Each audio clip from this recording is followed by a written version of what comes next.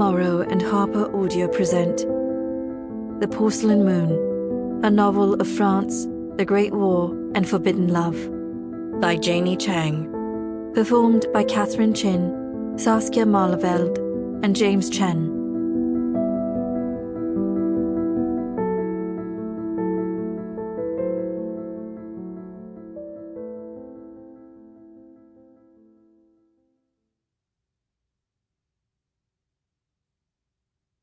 A note before we begin.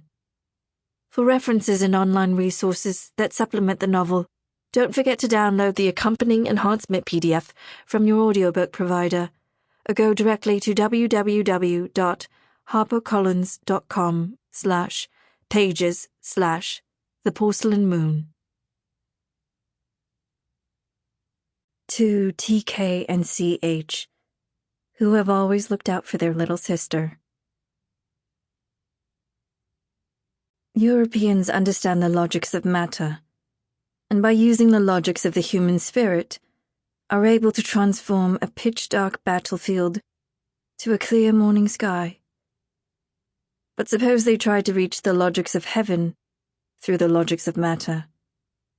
Now that would be real civilization. Sun Gan, student worker, after seeing flares light up the night sky over no man's land. Chapter 1. Saturday, November 2nd, 1918. Pauline. But I don't want to get married, she thought. The letter fell from her hand and fluttered to the floor of the study. The neat precision of her uncle's brushstroke Chinese writing at odds with the chaos that churned her insides. Pauline didn't reach down to retrieve it, just stared at the sheet of paper as though it were some malevolent creature, a serpent or venomous spider lying on the wooden parquet. Her uncle's first wife was now in control of her fate. First wife, who had never wanted her in their household. First wife, whose expression visibly curdled whenever she looked at Pauline. Her uncle had murmured occasionally about writing to first wife in Shanghai, about arranging a match for Pauline. But in his absent-minded way, he'd never followed through.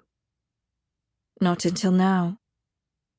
Now because he was back in China for Grandfather Dun's funeral. Now because while he was there, he had remembered to ask first wife to hire a matchmaker for Pauline, his dead brother's illegitimate daughter. Pauline's gaze fell on a tall vase in the corner. Its glazed surface painted with a folk tale she knew well. The Lady Chang'e, escaping from a cruel husband, her robes streaming in the wind as she ascends the night sky toward a full moon. Her right hand is raised, pointing to her destination. A porcelain woman reaching for a porcelain moon. The air in Pauline's lungs felt chokingly thick. She threw open the study window, oblivious to the frigid November wind that slashed at her throat and swept papers off the desk. She leaned out as far as the wrought iron window guards allowed and let the familiar noises of life on the Rue de Lisbonne seep into her consciousness. Impatient delivery trucks sounding their horns, two women laughing as they strolled together, their children trailing behind them, chattering like sparrows.